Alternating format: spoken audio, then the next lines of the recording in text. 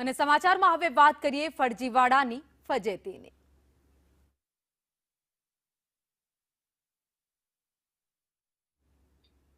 તો ફરજીવાડામાં કરોડો રૂપિયાની નોટો ઝડપાઈ હતી। આ ઝડપાયેલ નકલી નોટોમાં મંત્રીએ નિવેદન આપ્યું છે।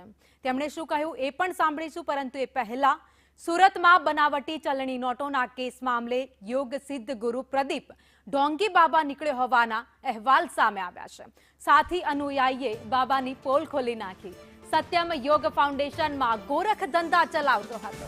આશ્રમની જગ્યા ગોરખ ધંધા માટે તેણે પચાવી પાડી હતી।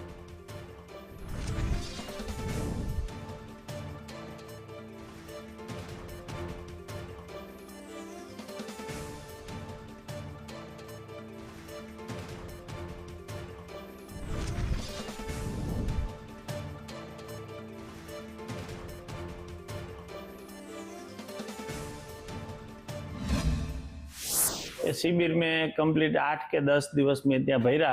शिविर पूरी करी पछी थी वच्चे थोड़ो टाइम गयो 3-4 महीना पछी पाछी बीजी शिविर थई, ए पण मैं करी।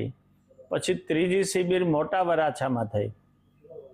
तो ई वखते अमने एवो ख्याल आव्यो के आ तो लोको पासेथी भोळा लोको पासेथी पैसा उघरावे छे, योगनी प्रवृत्तिना नामे बिल्कुल ढोंगी छे। आना बधा खुलासाओ आपणे करवा जोईए। એટલે અમે 10-12 મિત્રો એમને મળીને બધી વાત કરી કે તમે જે કે આ પ્રવૃત્તિ કરો છો પૈસા ઉઘરાવવાની, એ કાનૂની છે, ગેરબંધારણીય છે। આવી રીતે તમારે લોકો પાસેથી પૈસા ન લેવાય અને તમે લઈ પણ નહીં શકો।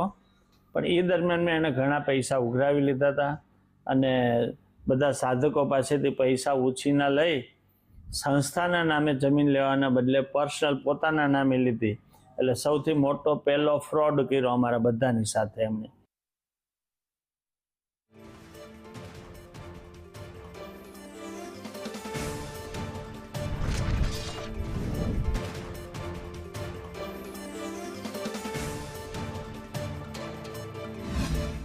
ગુજરાતની અંદર કોઈ પણ આડની અંદર આવી બે નંબરી પ્રવૃત્તિ કરતા હોય તો એને કાનૂની દંડ મળે, સ્વાભાવિક છે।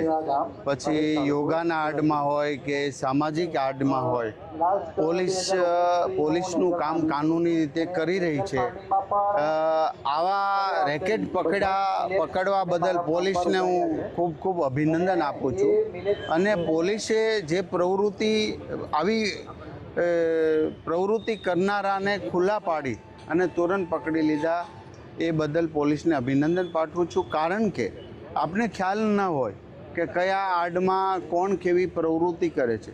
આ તો શુદ્ધ કહેવાય ને, શુદ્ધ ભાષામાં શુદ્ધ દેશદ્રોહીની પ્રવૃત્તિ, અશુદ્ધ દેશદ્રોહીની પ્રવૃત્તિ તો એને ચલાવી લેવાય, કોઈ પણ સંજોગોમાં ચલાવી લેવાય નહીં। કારણ કે જ્યાં આસ્થાનું કેન્દ્ર હોય લોકો, કારણ કે બહુ સારા સંતો, બહુ સારા યોગ ગુરુઓ સારી પ્રવૃત્તિ કરી રહ્યા છે। કોઈક આવા આંગળીને વેઢે ગણાય કોઈ નીકળતા હોય તો એને ચોક્કસ કાનૂની રાહ પર દંડ મળવો જોઈએ।